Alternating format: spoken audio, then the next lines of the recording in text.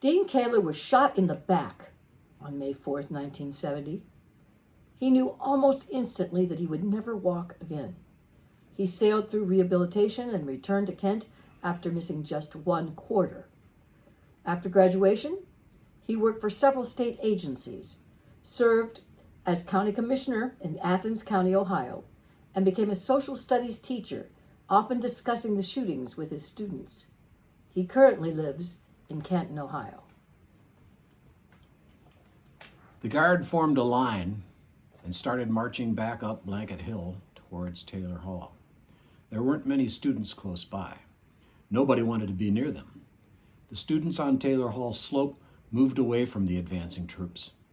I followed at what seemed a safe distance, about 100 yards.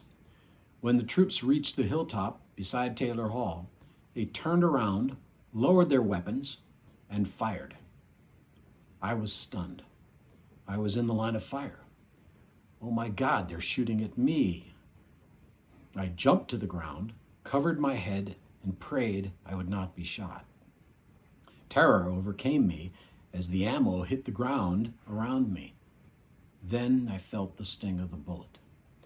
After experiencing a violent, uncontrollable contraction, I knew I was seriously injured.